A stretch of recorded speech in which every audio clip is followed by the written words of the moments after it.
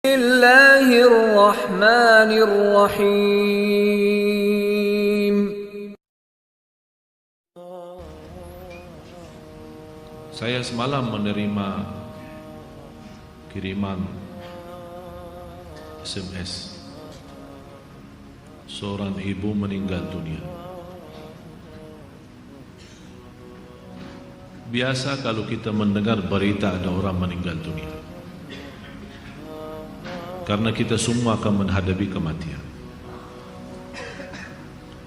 Tapi yang luar biasa,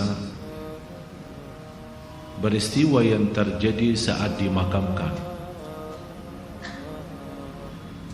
Anaknya menceritakan saat dimakamkan di antara kuburan, begitu mendekati kuburan tempat ibunya, malah semua jamaah yang ada di saat itu sangat terasa harumannya kuburan itu.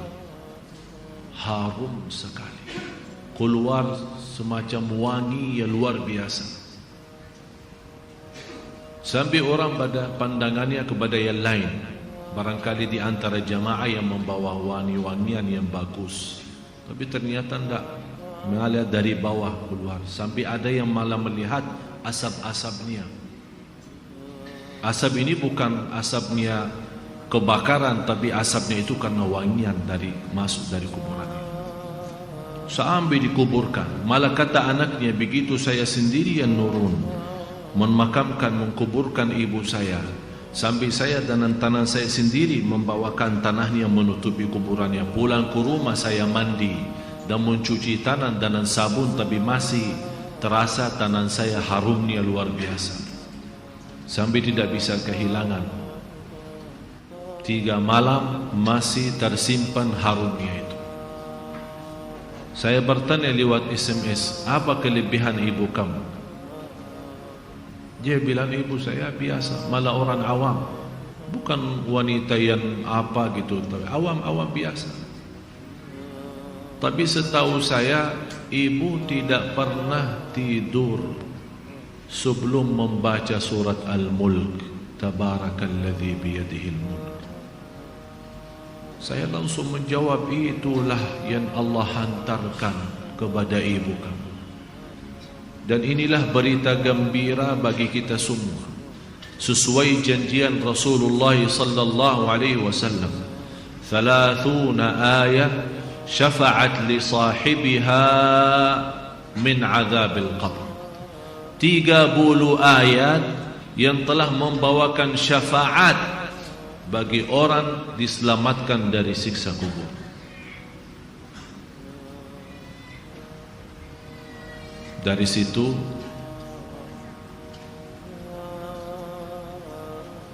seperti kebiasaan, ambil wudu, saya witir duluan, kemudian tidur.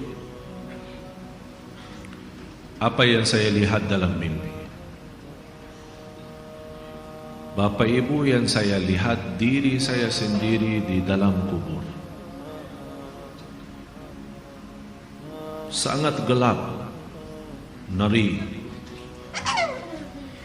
malah terasa seramnya luar biasa,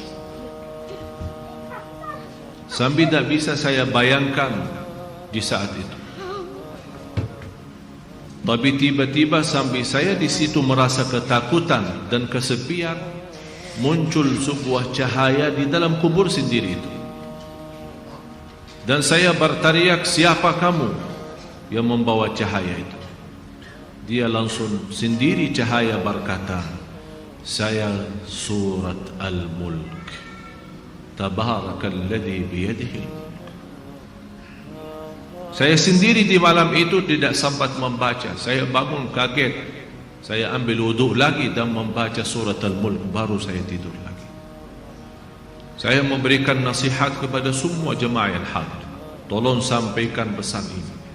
Jangan tidur belum baca surat Tabarak, karena kita tidak tahu kapan saatnya menghadapi kematian. Bisa jadi itu tidur kita adalah tidur yang terakhir dari dunia ini. Mudah-mudahan dengan kita mengkhatamkan hari kita dengan membaca surat Al-Mulk, Allah ampuni segala dosa kita, dan Allah harumkan kuburan kita menjadi taman dari taman surga. Al-Mulk, surah yang luar biasa dahsyat.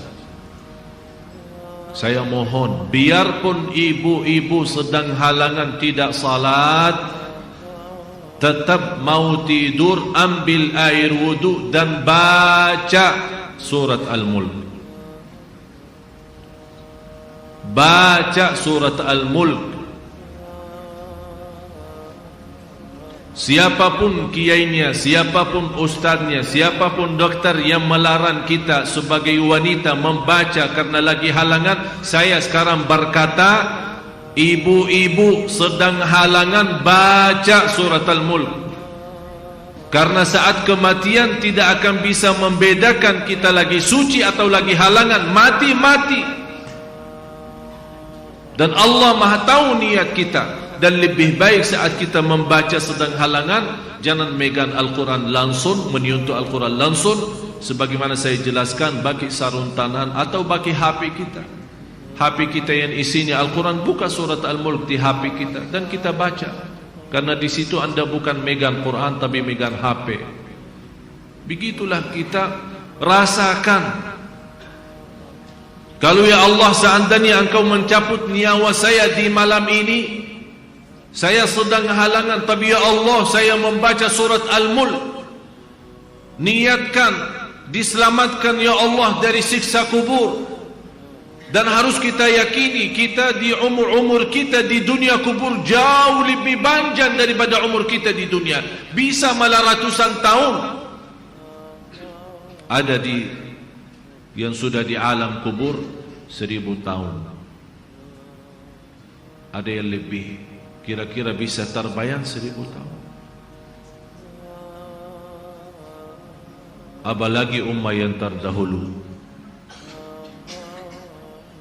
Oleh karena itu jamaah sekalian, waspadalah, berhati-hatilah. Marilah kita sama-sama menjaga kebaikan itu. Karena sungguh inna rahmatallahi qaribun minal muhsinin. Sungguh rahmat Allah sangat dekat bagi orang yang berbuat baik.